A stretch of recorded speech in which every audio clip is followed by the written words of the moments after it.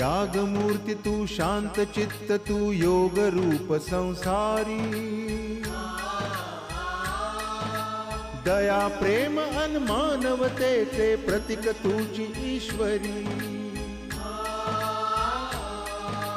सिद्धमूर्ती Siddharth Gautam सकलांचा Swami